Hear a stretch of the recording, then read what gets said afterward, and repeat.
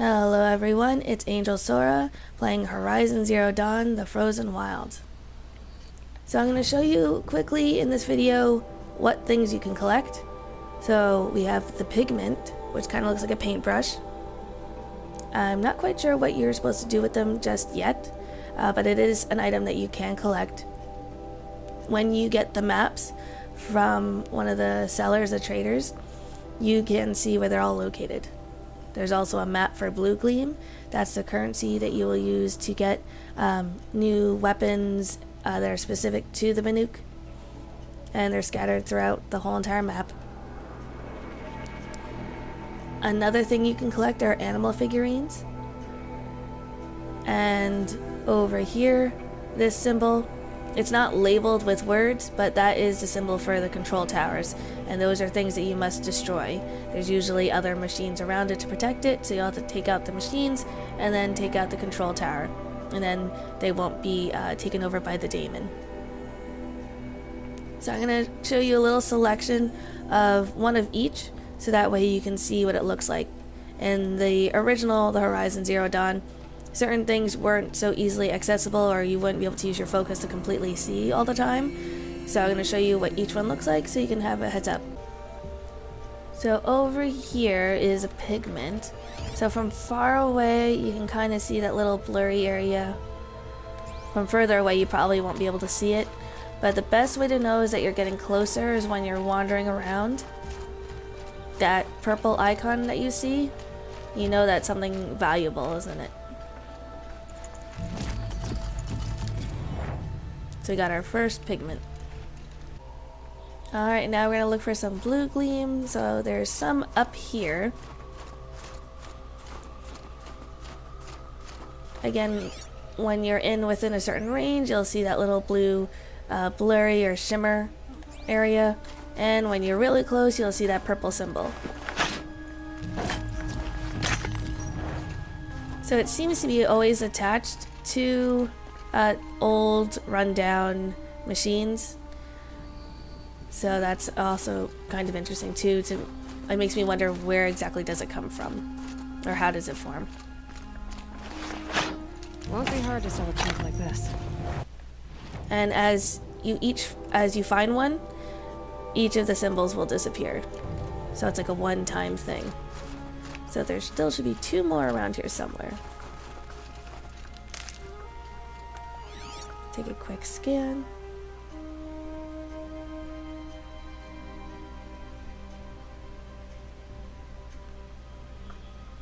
Alright, there's one over there.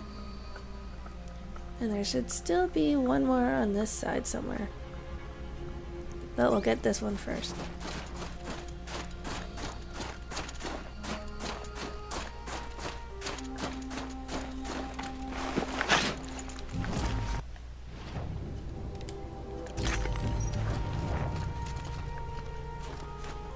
It's a little further down.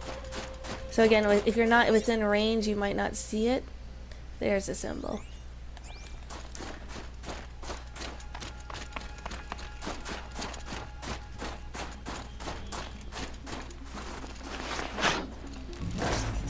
Alright, and all of them are collected in this area, so now it's all empty.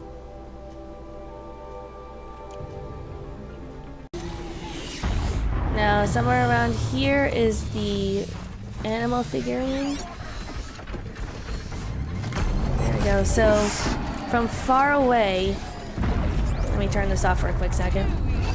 If I were to stand behind this wall, you can kind of see the faint glimmer of it, but you see it's very, very faint. If I were to stand back over here, you saw it like it shot up for a second, but if I scan where it was, you don't really see it. It's kind of a guessing game.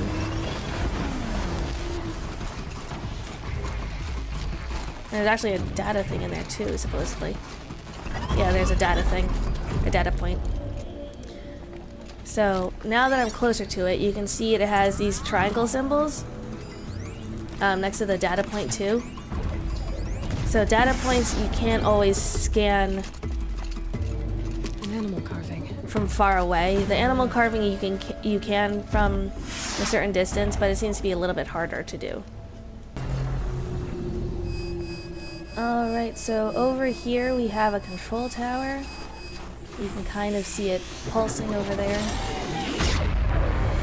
So this one is guarded by, it looks to be 4 shell walkers. So I'm going to lay out some tripwires.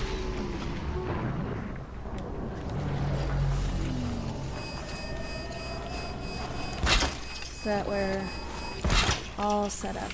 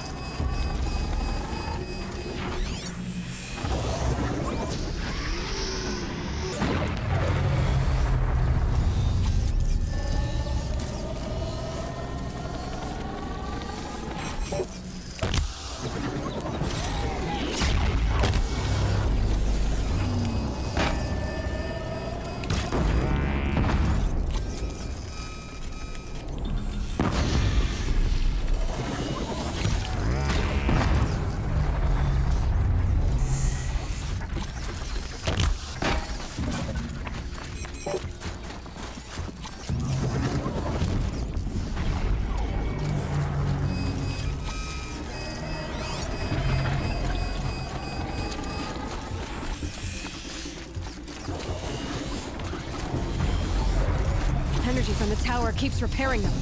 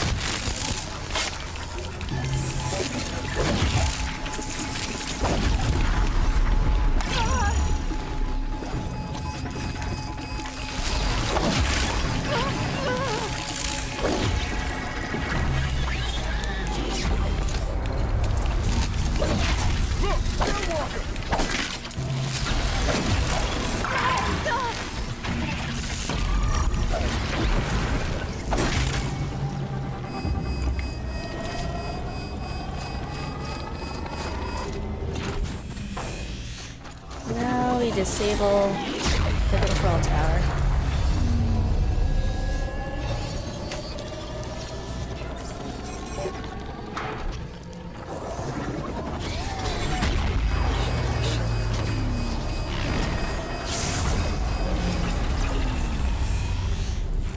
Alright, and that's it. So then it's just a matter of going to your map, looking around and finding more. So there's another one over here, and there's plenty more if you look around very carefully. I feel like it's kind of faded, the symbol. It's not as bright as the other ones until you walk closer to it. But once they're all deactivated, then there won't be any more that are under the influence of the demon.